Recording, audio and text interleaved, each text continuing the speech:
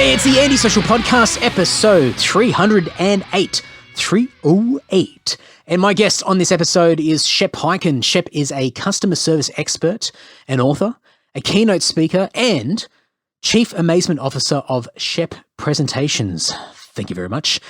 Now, I know a bunch of you will be thinking, Andy, why on earth, of all the people to approach to be on Antisocial, why on earth would you get a customer service expert on the podcast? Why Shep?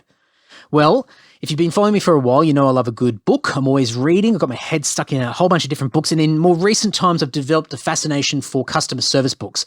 I'm always finding these nuggets of wisdom, these tips and tricks, these insights on how to provide an amazing experience to other people. And I'm in a band and I sell merchandise. I sell t-shirts and CDs and records and patches and all sorts of stuff. And we sell tickets for our shows when we get to play.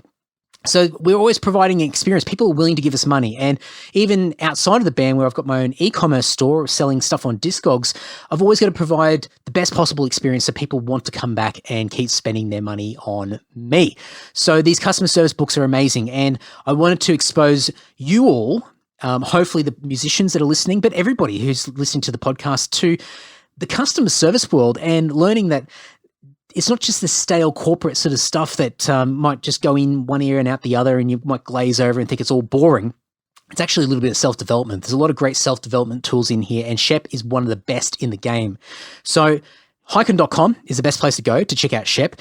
Shep's latest book that's just come out a few months ago called I'll Be Back is out now, and you can grab that from Amazon, and I'll have links in the show notes, of course.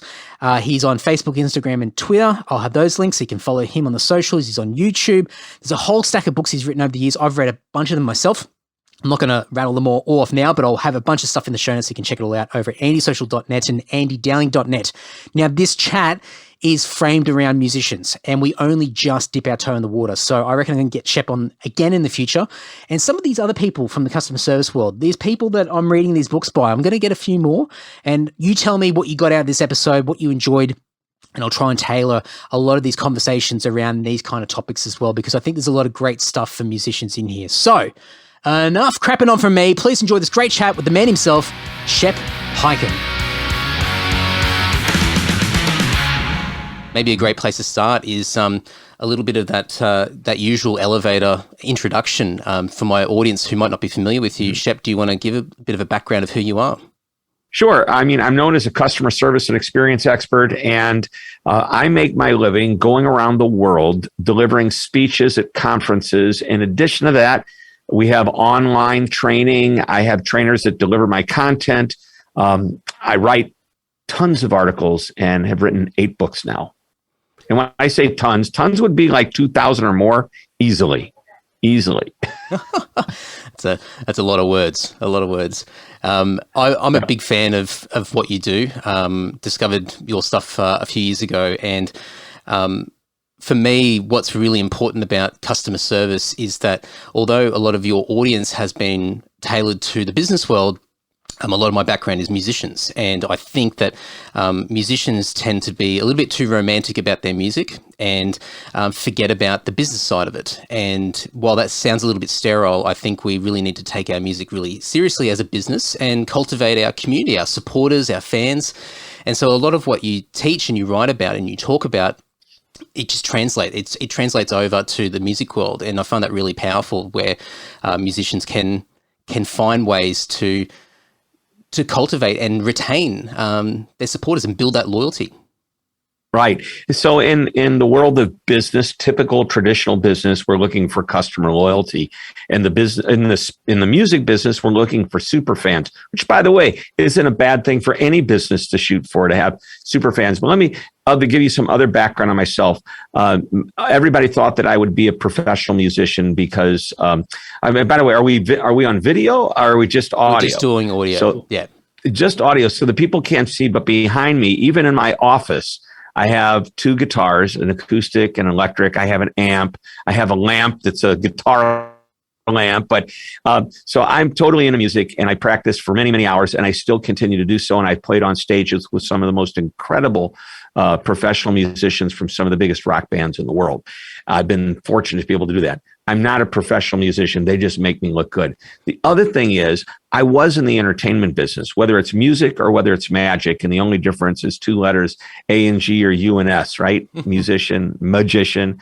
And we all go about getting the gig the same way. And by the way, that's the same thing a speaker does. That's the same thing a salesperson does when they go out to get any business. Our job, especially in the music industry, it's not about just performing. The performance is the product. It's getting the gig. The job's not doing the gig, it's getting the gig. And we've got to deliver an exceptional product if we want to get invited back to do more and more. That's what customer loyalty is all about. But in addition to that, in the process of getting the gig, we've got to do what anybody else does. We've got to sell ourselves in. My son, by the way, is a professional musician out of Nashville, Tennessee, phenomenal singer-songwriter. He does an incredible show, and he knows firsthand the job isn't just doing the speech, or doing the gig, it's getting the gig. And I'll throw one other thing in there. My idol growing up was a gentleman named Johnny Carson. And Andy, I don't know if you know who Johnny Carson was. I do. Yep. One of the hosts of The Tonight Show from the time that I was just a child up until probably about 25 years ago. So I'm 13, 14 years old. My parents are allowing me to watch the monologue every night on late night TV if I could stay up for it. But I remember in an interview that Johnny Carson said, show business is two words, show and business. Yeah. And the best entertainers understand that. And he had right brain and left brain thinking going on at the same time. And I recognized, as talented as he was, and he would go in and work with his writers to come up with the monologue, just like we sit down and write music. He would also know how to sell it. He knew how to go out and get a sponsor that would help sponsor and pay for him, creating this incredible experience that we know of as The Tonight Show, which is now Jimmy Fallon. Prior to that, Jay Leno. Prior to that was Johnny Carson. Anyway, I took that to heart, and I realized as I was doing my magic business as a kid, doing birthday parties and eventually working in nightclubs, and my parents were teaching me business lessons that I had no idea were business lessons back then. But, how do you get more birthday parties? I mean, there was a point in time I was doing 8 to 10 birthday parties a week. And that was more money than my teachers were making it, teaching me at school. And I was like 14 years old when this was happening. So it's all the same to me. And I think it's real important that musicians understand that the left brain and the right brain, the creative and the analytical, they don't necessarily need to work together. If you're more creative, as most musicians are, just recognize you have to have a partner, and you have to have some sense of knowledge as to what we should be doing. But a good partner, if you're not doing it yourself, needs to have that analytical, more business sense type of brain. Otherwise, you're going to be a creative genius, and you might die the starving musician. I think many friends, unfortunately, might end up down that path. I think it's just. I hope not. And it's a bit of an identity thing as well. I think some people feel that that other aspect is it's not the glamorous romantic side of it, and it might conflict with their identity. But as you just said, if it's not something that's your forte or you feel naturally inclined to, then it's about surrounding yourself with people that do have those skills that can help elevate you, so you can focus on being that creative genius while somebody else can do the more analytical side to it. Yes. Yeah. And that's, you got to recognize where your strengths are too. That's important. If you're a very creative, just know you're not probably going to end up being that business person that you need. So understand that. But getting back to customer experience and creating loyalty, super fans. It's a great term. It has been bandied around probably for the last 4 or 5 years. But that's what artists have been able to do, is generate their following. And I have a friend of mine, Scott Page, who I've had the pleasure of playing with. Well, what he's most famous for was he was a sax player for Pink Floyd. And that's a pretty strong band. And when you hear all those sax licks on Supertramp music, you're hearing a lot of Scott Page there. Scott and I have been able to play together, and he created a program for musicians that would allow musicians to bypass the major labels in order to get the funding they needed to get into the recording studio. Because it's like anything else. If you've got a product, if you don't have the capital to have the product manufactured or have the sales force needed to go out and do it, what good is the product? Well, you may be a great musician. And his idea was we've got to create super fans. So I always think start with the end in mind. How much do you want to make? How much do you need to make? And let's work backwards from there. How many gigs do I have to do? How many engagements? And by the way, if I had a number of fans spending, $50 a year, $100 a year, US dollars, what would that look like? How many fans would I have to have that were willing to buy my work or to engage with me and pay me that kind of money for something I can provide to them? Maybe it's a special recording they get once every quarter that I do in the studio just for my fans.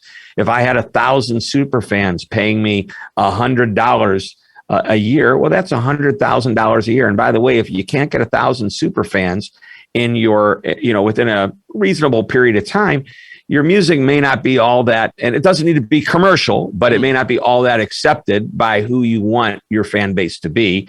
Maybe it's time to tweak that music or figure out a better way to engage with your fans. Yeah, absolutely. Maybe a slight pivot in direction of style. Yeah. Now, by the way, be careful with the pivot. What happens when you pivot? We go in a turn your different direction. back. Oh, yeah. You turn your back on something, right? Yep. And if you are truly talented, and this is, I'd say be more flexible. And by the way, I know we're playing with words here, but I like the word flexibility, open-mindedness, as opposed to pivoting. Because if you're really, really good at something and you pivot and you turn your back on it to go another direction, you're making a mistake sometimes. But if you're willing to be flexible and maybe, I look at my daughter, my son's a musician. My daughter was in the music business. She managed bands. She worked with some incredible labels. She was on the management team for Mumford and Sons. And one of the things she learned, really early on is that, and one of her favorite bands was Train. And one of the things she learned early on is what happens when an independent goes commercial. And it really bothered her. She said, I love Train, and now they're coming out with all this. And this was, 10, 12 years ago. They're now coming out with all this commercial music. And I said, well, every once in a while, maybe having something commercial that brings in the money allows them to continue down that kind of indie path and create the music that's more about, who they're really about. But, that one hit that brings in the money allows you to pay for dinner, right? And the lifestyle. So nothing wrong with that. So I'm not opposed to staying in a lane that may not be as popular, but once in a while, you've got to come up with something that people are willing to pay money for. Yep. And that makes sense. That is if you want to eat. And I get it. If you don't want to, I totally understand. One of the cornerstones to a lot of what you write about is amazing or amazement in different ways, whether it be providing amazement to other people or being amazing yourself.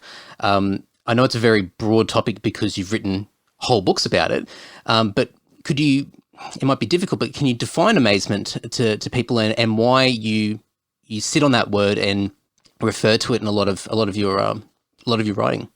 Sure. Wouldn't you always want to do business with somebody that others would say they're amazing? And that's what when people say, what do you do for a living? What I tell them, I don't tell them what I do. I ask them a question. Have you ever walked away from a business, engaged with a business, and at the end of talking to somebody or buying whatever, you thought to yourself, wow, those people are amazing. And that's what we try to teach our clients to be, is amazing. But amazing sounds like you have to be over the top, blow me away, the most incredible experience I've ever had.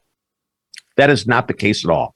I think it's great when you can make that happen. And certain opportunities will allow that to happen. Maybe there's a problem. I've got a client that recently their speaker became ill, and I got called and they said, look, we know your fee is far different, but we're in a bind. Can you help us out? I said, not only will I do the speech for you, but you can give the money to the person who was sick. And they go, really? I go, yeah. And they thought, oh my gosh, this is the most incredible guy in the world. Well, that falls in my lap once every 2 or 3 years. I can't do that every speaking engagement. Nobody could do that every, music gig you might have or any type of business. But what I can do is I can consistently and predictably do something that exceeds the customer's expectations. And what I mean by that is something as simple as, wow, you called me back pretty quick. So, they call, in the morning, and I'm back to them in the afternoon. I'm not into them 3 or 4 days later. And this is what I want my customers to say about me and my business. You know what? they all, anybody on my team, they get back to me quickly. They're always so engaging. They're always friendly. They're always knowledgeable. They're always helpful. Those are basic, but major expectations. There's nothing over the top with calling somebody back or responding to an email in a reasonable period of time.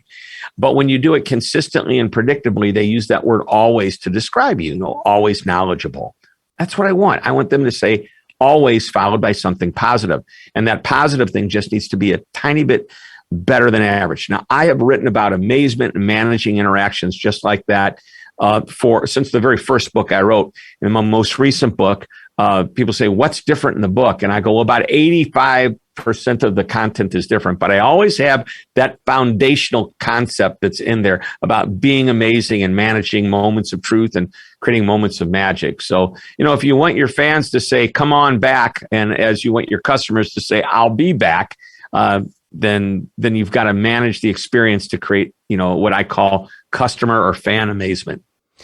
One thing it's kind of like a light bulb moment. It's really, it feels silly to sort of articulate it, but a lot of the things that you speak about, and you give great examples, and I think that's what sort of really helps bed in some of these teachings that you put out there. But a lot of it's, what you would think should be common sense when it comes to manners. It's not so common. No, that's right. Yeah. Authenticity and punctuality or ownership, and these things that we should be doing in everyday interactions with everybody. And so for me, like, I find the parallels of not just, in music, but when I read your books, I'm reading it from somebody who's worked in a corporate environment, or somebody who's run their own business, or just myself who wants to be a better person, a better communicator, and have that personal reputation where I can be relied on from my friends or my family or a stranger out in the everyday world that I interact with. And so it's amazing. There you go. That there's so many just. I love that word. Yeah. It's just going to come into my vocab now. But it is amazing that the simplicity of a lot of these things is something that we should all just inherit and have a natural sort of sense of utilization in a day-to-day environment. Yeah, that word amazement, it sounds like it's like, is that difficult to achieve? No, it's something. Here's the key. You've got to think about it. It's got to be purposeful. You can't just let it happen by accident. Success does not happen by accident. It happens because you plan for it. You think about it. You're engaged in it. You might get the big break because you're very purposeful of being in front of people and going out and doing a gig and playing the for lack of a better term, I'm gonna cuss. It's the shitholes that we don't want to play. It's tough when the Beatles, one of the greatest rock and roll bands of all time, if not the greatest, decided that they wanted to be famous. They created a mantra. It was their North Star. It was 3 words long. And Andy, I'm going to test your music trivia. And if you don't have the answer, don't worry about it, because I will have the answer for you.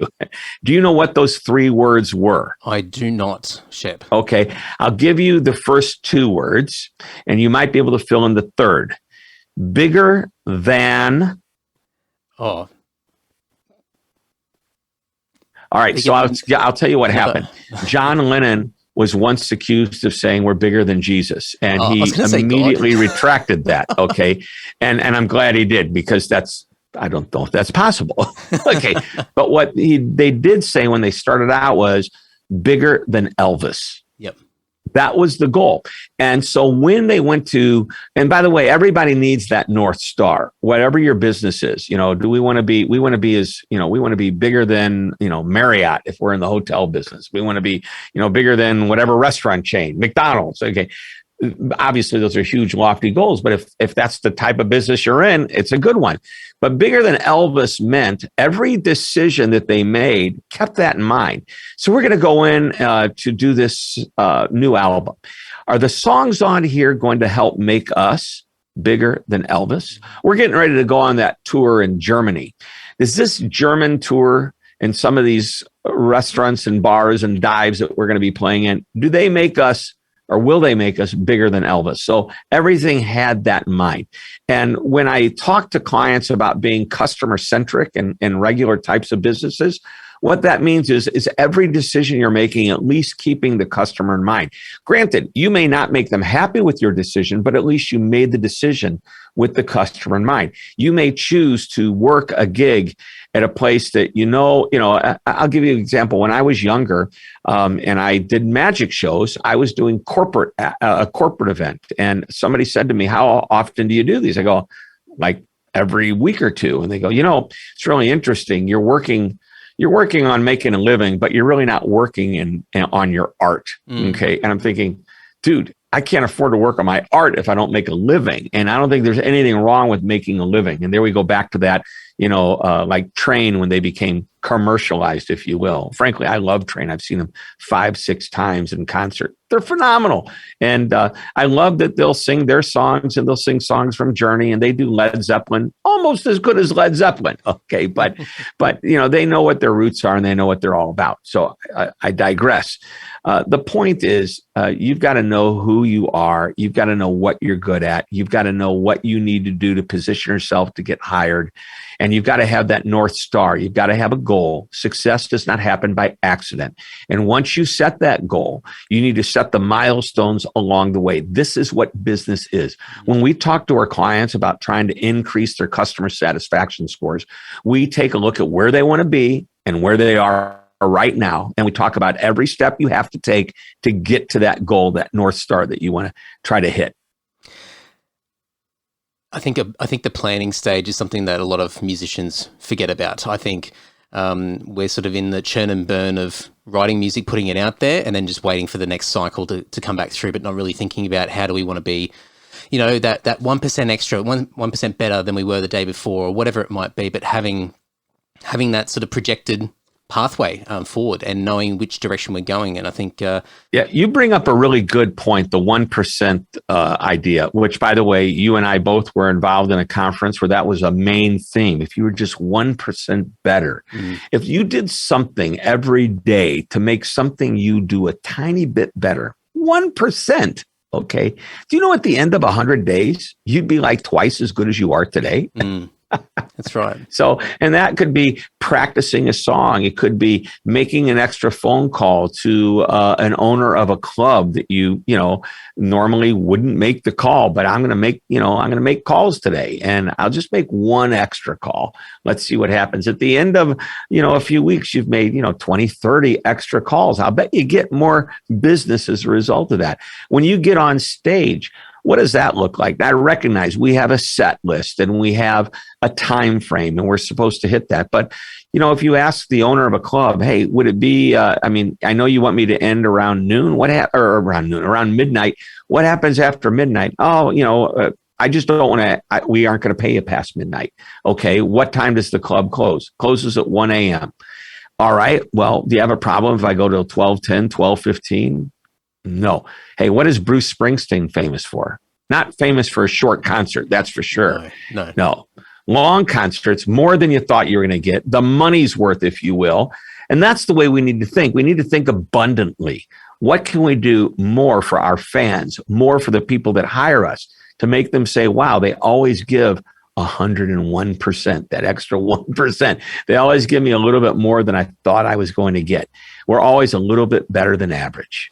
And it just goes back to that whole amazing concept as well. Exactly. Yep. Exactly. So keeping an eye on the time, Shep, but I think a really important point is to talk about the book that's just recently come out, I'll Be Back. Love the trailer, by the way. Well done. Thank you. Thank you. Do you want to give just a quick... And for those that don't know, what is he talking about? I created a little movie trailer for the book. And I put on my sunglasses and I look like the Terminator. So the title, I'll Be Back, is the title. The subtitle is How to Get Customers to Come Back Again and Again. And about 3 paragraphs, probably was 3 sentences into writing the outline, just an outline. I had in my mind what I wanted to write about. And I started to write this outline. I thought, let's see, who made the term I'll be back famous? And it was Arnold Schwarzenegger in The Terminator, of course. By the way, depending on your age, you might remember General MacArthur in the U.S. when he was over in the Philippines also said, I'll be back. Okay. Didn't have the Austrian accent. But anyway, I digress. The I'll Be Back in the first movie, Terminator, was him coming back to blow up a police station. But subsequent movies, he used those words, "I'll be back." And they were typically for good reasons. I'm coming back. I'm coming back to help you. I'll be back to be here, to be with you, those kinds of things. So I love this idea, this concept of, getting your customers to say, "I'll be back." And in our business, it's, "I'll hire you again," when it's the music industry. So that's what we want our customers to say. And it's important that we strategize on ways that will get that to happen. Here's a real simple one. When I was a kid, 12 years old, I did my first birthday party magic show. And when I came home, my mom said, "What are you going to do after dinner?" And it was a school night. So I thought the correct answer was, well, I'm going to do homework. But the true answer was, you're going to write a thank you note to those people that just paid you money. How many thank you notes do we write to the club owners, to the pub owners, to the, whoever decided to hire us? Just a little short note that says, "Really enjoyed working with you. Thanks so much. Hope we can do it again sometime. Sincerely, Andy." How many musicians take 3 minutes to do that? What could that possibly do? Wow. I mean, to me, it's like the art of the handwritten note. I just wrote an article about this. As a matter of fact, the handwritten note, it went like this. There was an older gentleman talking to two younger employees. He goes, "Write a letter." And one of the employees, the younger one, says to the other, "Letter? What's a letter? Is that a new app for my iPhone?" So it's old school. And sometimes old school is really, really good. I just as a quick side comment, I in the band also handle all the merchandise and all of our online orders. So every time we send something out to somebody all over the world, I'm always including a handwritten note. And as I'm walking down to the post office or wherever to ship these items off, I'm doing a little YouTube video to say thank you as well. And I do that every single order. And sometimes, some days you think, "Oh, geez, it's a bit tedious," but it has such a massive impact on the thrill or that amazement that we've been talking about. But I think for me also, it helps me retain my purpose and my fulfillment of being able to have that impact and connection with people as well. So I'm a big advocate for handwritten notes. And I think to be able to extend that and write those thank you letters and get into the habit of doing something that's a bit disruptive these days. I mean, it's an old school approach, but it's disruptive. Here's something really easy. I mean, thank you notes are old school, but you know what's more unique? Not old school, but it keeps up with technology. It's more than a text. It's more than an email. It's a short little video thank you. You can do it on your iPhone and send it, but there's programs like bombbomb.com that allow you to have to where you're not sending a large file, which means it's more likely to be open without having to download it and buffer it on your phone, but you just click on it and it opens up on a server that's in the cloud. Well, that's a beautiful thing. So think about if you get off the phone with the client that's interested in booking you, and you pick up your guitar, you sit down at your keyboard and whatever, and you just, the video turns on and or play a little lick and say, "Hey, just want to tell you, I really enjoyed talking to you. Thanks so much. And hope we get to work together. Let me know if you have any questions. Otherwise, I'll hear from you later," whatever. But that short video that's 20 seconds long could have massive, massive impact. And I would, when I'm finished with speaking engagements and I leave the stage, I say my thank yous, I get in the car and I'm on my way to the airport. I pull out my iPhone and I have my Bomb app on there, and I click on it and I go, "Hey, it's Shep. As you can see in the background is the resort. I'm headed to the airport. I just wanted to take another moment to say thank you." And once in a while, I will see, because I can track how many times it's open. It can get open 20, 30, 40 times because the person I sent it to, the client that hired me, is saying, "Look what this guy just sent us." There you go. It becomes a talking point, and it's a great way to connect further on a deeper level. Love it. Shep, thank you so much. I've got a bunch of links here. I'm going to put them in the show notes so people can discover you. But Shep, where's the best place for people to be directed toward? Just go to hyken.com, HYKEN.com, and you'll find everything there is about me right there. Shep, thank you so much for your time. All right, great to be here. Thank you, Andy. Hope we get to do it again. Now, if you want to dive into Shep's world, you can go to hyken.com. You can also follow Shep on the socials, Twitter, Instagram, and Facebook by searching Shep Hyken. He's also got an amazing YouTube channel packed with great videos, and I'm going to dump all this stuff, including links to his brand new book, I'll Be Back, which is available on Amazon and hyken.com in the show notes over at andysocial.net and andydowling.net, or wherever you're listening to this podcast through right now. Go to the description. There'll be a bunch of clickable links in there. Nice and easy. And while I'm on it, I've got 5 Shep Hyken books here. They're a mixture of stuff from his book back catalogue, and I'm willing to ship them anywhere in the world because I'm a nice guy and you're a nice person for listening to me waffle on right now. So first in, best dressed, if you're keen on getting some customer service gold, then hit me up on Twitter, Instagram, and Facebook, or on the website, wherever. Just search for @AndyDowling, or go to the websites. You know how to contact me. I'm so not hard to find on the internet. So there you go. Massive thank you to Shep. And as I said in the intro, this is a world that I'm really fascinated with, and I'm absorbing so much knowledge and information in the customer service world, which I'm translating into music and e-commerce. So for me, there are so many amazing people out there in this space who are not just providing great customer service tips, but there's a lot of great self-development tools, like just to be a better person, a better communicator, build better relationships with not just, a customer or a supporter or a fan or anything like that, but your family members, your best friends, strangers, people that you meet. And there's just so many great tips and tricks out there from these amazing people in the customer service world. So I'm going to get a few more of them on, and we'll tailor these topics to hopefully bring some more value and interest to all of you as well. So stay tuned for all that. In the meantime, I'm chugging away. I've got more and more episodes coming very soon. Next week's episode, I'm not going to tell you who it is, but it's another musician, an Aussie musician. I'm going to get a few Aussies on over the coming weeks. And it's somebody who hasn't been on the podcast before, and hopefully will be a pleasant surprise for some of you. So stay tuned for that. But in the meantime, dig through the podcast back catalogue. There's over 308 episodes now. Dig through right back to 2015 up till now. There's everything from every corner of every industry and interest, and I'm trying to fill every hole. And now I've filled the customer service hole with an expert, and I'm just going to keep finding all these amazing people out there to keep building the Andy Social catalog of podcast guests. And I don't even know what I'm talking about now. So enough crapping on for me. I'm wrapping it up. Until next week, folks, take care and ta-ta.